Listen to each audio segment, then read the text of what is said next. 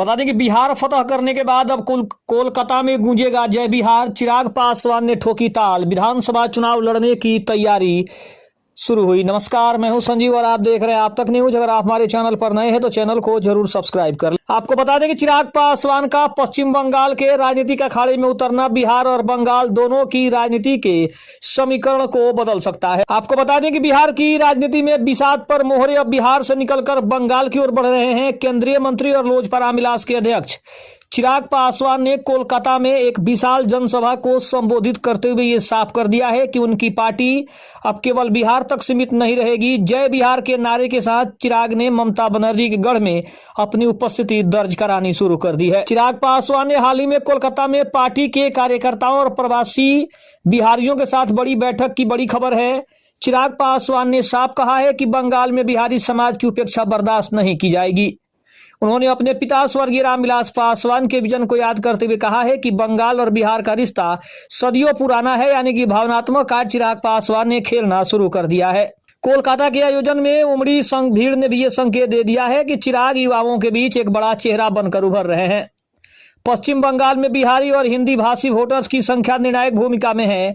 अगर आंकड़ों की बात करें तो कोलकाता, हावड़ा, आसनसोल और दुर्गापुर जैसे इलाकों में 30% से 40% तक आबादी हिंदी भाषियों की है। अब तक यह वोट बैंक टीएमसी और बीजेपी के बीच बटा हुआ था, लेकिन चिराग पासवान की एंट्री से इस वोट बैंक में अब सेंध लग सकती है।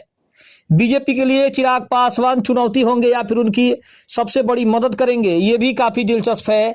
चिराग एनडीए का हिस्सा हैं। अगर वह बंगाल में चुनाव लड़ते हैं तो क्या वह बीजेपी के वोटों को काटेंगे या बिहारी वोटों को एकजुट करके एनडीए को मजबूत करेंगे, ये भी एक बड़ा सवाल है। ममता बनर्जी हमेशा बंगाली अस्मिता की बात करती है। चिराग पासवान का बिहारी गौरव बनाम ममता का माँ माटी मानुस, ये सबसे बड़ी टक्कर है। मुद्दे की बात करें तो चिराग ने बंगाल में कानून व्यवस्था और प्रवासियों की सुरक्षा को मुद्दा बनाया है।